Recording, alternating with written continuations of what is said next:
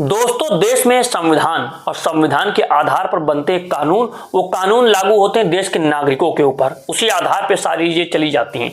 लेकिन जब हम लोकतंत्र की बात कर रहे हैं तो लोकतंत्र में कहा गया कि मीडिया होगा, मीडिया को कहा जाएगा चौथा स्तंभ और उसी आधार पर सारी चीजें देखी जाती हैं। लेकिन आखिर क्या मजबूरी है कि अगर कोई सरकार से सवाल कर देता है, कोई रिपोर्ट बना देता है पत्रकार, तो उसके घर पर बुलडोजर चला दिया जाता है बिना नोटिस के। वो कैसी मजबूरी होगी कि कोई रिपोर्टर अपने ही घर को ध्वस्त होते हुए रिपोर्टिंग कर रहा है। तो लोग जो सामने आते हैं उनकी भी हम चर्चा करेंगे और इस वीडियो में आपको यह भी दिखाऊंगा कि किस तरह से आपके जीवन को आधार बनाया गया। आधार के साथ पैन, बैंक सब जगह लिंक हुआ, लेकिन अब एक राज्य के मुखिया कह रहे हैं कि जो आधार की जन्मतिथि है इसका कोई आधार नहीं है।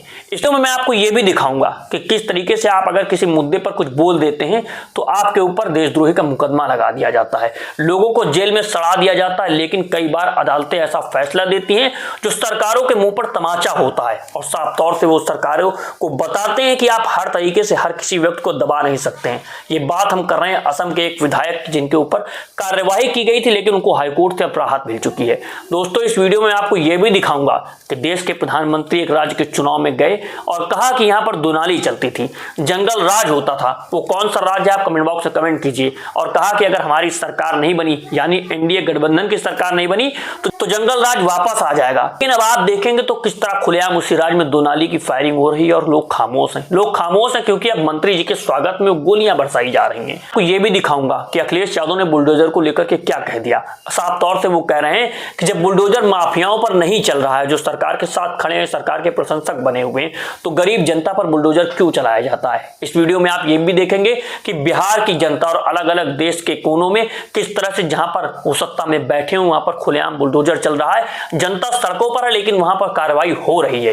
वीडियो में आप ये भी देखेंगे कि किस तरह से अखिलेश यादव ने साफ तौर से कहा कि अगर सरकार एसआईआर करा रही है, बीएलओ घर घर पहुंच रहे हैं, तो क्यों ना लगे हाथ हमारी जाति को भी गिन लिया जाए। तो दोस्तों, अभिवादन स्वीकार कीजिए। हमारा नाम है आजाद, आप देख रहे हैं लाइव टीवी इंडिया। आइए सबसे पहले हम चर्चा करते हैं लोकतंत्र के चौथे स्तंभ की। उस पत्रकार के जिसने सवाल उठाया उसके घर पर बुलडोजर चल गया, तो कई सारे लोग आए और एक मिसाल कायम की कि किस तरीके से सरकार अगर बुलडोजर चलाती है, सरकार अगर हिंदू मुस्लिम की राजनीति करती है, धर्म के नाम पर लोगों को बांटने की कोशिश करती है, तो हमारे इसी मुल्क में, और ये बात हो रही है कश्मीर की, कि कश्मीर में किस तरीके से जब एक मुस्लिम समुदाय के व्यक्ति का घर बुलडोज किया गया, व्यक्ति ने अपने बुलडोज होते घर की रिपोर्टिंग करी और जब लोगों के पास ये बात पहुंची कि पड़ोसी यानी आपके घर के बाहर के लोग जो आपके साथ रहते थे, आपके साथ आते जाते थे, उनमें से कुछ लोग आए, उन्होंने कहा कि अगर हमारे भाई का घर बुलडोज किया जा रहा है तो हम ऐसे खामोश नहीं बैठेंगे। अगर सरकारें इस तरह की कार्यवाही करेंगी तो अपने भाई के लिए दूसरा घर बनाएंगे। और ये भाई कोई हिंदू मुस्लिम की फसाद में जब आपको फंसाने की कोशिश करे तो उसको ये एग्जांपल दीजिएगा कि एक जब मुसलमान के घर पर बुलडोजर चला तो एक हिंदू भाई ने अपना घर दे दिया, अपनी जगह दे दी और कहा कि अगर मुझे इसके लिए भीख भी मांगनी पड़ेगी तो हम मांगेंगे। तो दोस्तों, ये मिसाल है हमारे मुल्क में कि किस तरह से हिंदू और मुस्लिम एक साथ आजादी की लड़ाई में लड़े थे और आज भी अगर इन सारी नफरती राजनीति को दीवार को गिरा दिया जाए तो अब भी हम साथ में खड़े हुए हैं। तो दोस्तों, आगे बढ़िए और बुलडोजर की कार्यवाही पर जब बात हो रही है तो अखिलेश यादव ने जो कहा वो भी आप सुनिए कि अखिलेश यादव साफ तौर से कह रहे हैं कि बुलडोजर उन माफियाओं पर क्यों नहीं चलता है, सिर्फ गरीब जनता पर क्यों चलता है। आप अखिलेश यादव का वीडियो देख लीजिए। ये जमाना सीबीआई का नहीं है, ये जमाना बुलडोजर का है। बुलडोजर कहां है? बुलडोजर कब चलेगा? तो दोस्तों, आपने अखिलेश यादव का वीडियो देखा, साथ में आप कुछ वीडियो बगल में और देखिए कि किस तरीके से बुलडोजर चल रहा है और वो महिला रो रही हैं, बिलख रही हैं। कॉपीराइट के तहत ये वीडियो में आपको नहीं दिखा सकते हैं, लेकिन इस दर्द को समझिए कि किस तरह से बुलडोजर की कार्यवाही हो रही है। उनकी जिंदगी भर की कमाई को उजाड़ दिया जा रहा है चंद लम्हों में और वो साफ तौर से कह रहे हैं कि सरकारें किस आधार पर हमने चुन ली है। क्या इसी आधार पर हमने सरकारें चुनी थी कि हमारे घरों को बुलडोज कर दिया जाए और सारी चीजों को देखा जाए। एक वीडियो आप और देखिए जो दिल्ली से बहुत तेजी से वायरल हो रहा है। बताया जा रहा है कि ये मंदिर का है, मंदिर में जिस तरह से बुलडोजर की कार्यवाही हुई, जनता सड़कों पर उतरी, लेकिन सरकार को कुछ दिखाई नहीं देता।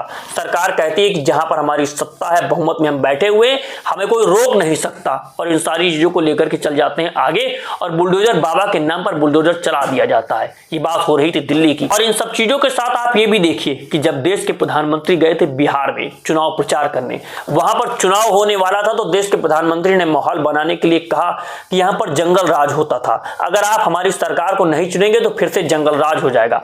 और जंगल राज क्यों होगा, उसके उदाहरण होंगे कि खुलेआम दो कट्टा चलेगा, दो नाली चलेंगे और कट्टे की राजनीति का इस्तेमाल किया गया। देश की राजनीति में देश के प्रधानमंत्री के मुख से ये शब्द निकले, आपने सुने होंगे।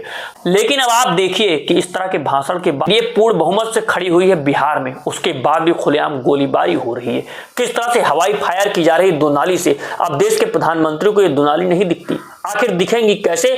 क्योंकि रिपोर्ट्स के मुताबिक और खबर के मुताबिक ये वीडियो है बीजेपी के मंत्री के स्वागत के लिए। मंत्री जी के ही स्वागत में गोली चल रही है तो लोग इसको कैसे रोकेंगे? इन सारी चीजों को देखेंगे तो देश के प्रधानमंत्री को भी यह देखना चाहिए कि वो जो बोल के आए हैं दूसरे लोगों के खिलाफ, वो उनकी राज्य की सरकार में हो रहा है, उनके मंत्रियों के लिए हो रहा है। दोस्तों, इस वीडियो में आप ये भी देखिए कि अगर आप किसी मुद्दे पर खुलकर के बोल देते हैं, असम के विधायक है जिन्होंने साफ तौर से पहलगाम के ऊपर टिप्पणी की थी, जो टिप्पणी की थी उनके ऊपर कार्यवाही की गई, उनके ऊपर जो कार्यवाही हुई देशद्रोह का मुकदमा लगा दिया। लेकिन हाईकोर्ट से उनको बड़ी राहत मिल गई और हाईकोर्ट ने साफ तौर से कहा है कि जिस आधार पर इनके ऊपर कार्यवाही की गई, जो धाराएं लगाई गई वो उचित नहीं है।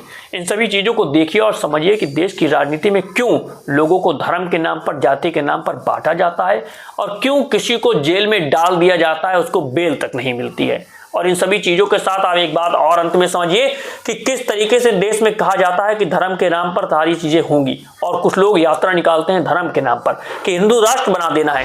तो आप ये भी देखिए कि पूर्व न्यायाधीश ने जो बात कही है, उन्होंने साफ तौर से कहा है कि संविधान के मूलभूत ढांचे में पंथनिरपेक्षता है और मूलभूत ढांचे को लेकर के जो जजों ने फैसला दिया था उसको संविधान संशोधन के द्वारा भी बदला नहीं जा सकता। तो ये सिर्फ जुमलेबाजी है।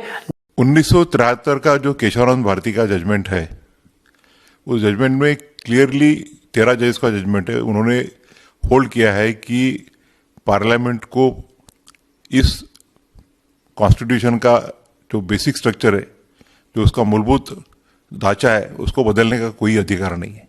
देश को किसी भी धर्म के साथ लाया नहीं जा सकता और किसी भी देश को किसी भी धर्म के साथ लाकर के खड़ा नहीं किया जा सकता संवैधानिक आधार पर। तो इन सब चीजों से बचिए और समझिए कि सिर्फ राजनीति की जा रही है आपको बरगलाने के लिए, आपकी भावनाओं को भड़काने के लिए। इन सभी चीजों को देखिए और समझिए और अपने मुद्दों पर राजनीति कीजिए। और अगर आप चाहते हैं कि इस तरह के वीडियोज, इस तरह के मुद्दे हम आप तक पहुंचाते रहें, लाइव टीवी इंडिया को सब्सक्राइब कीजिए, वीडियो को ज्यादा से ज्यादा शेयर कीजिए। जय हिंद, जय भारत, जय संविधान।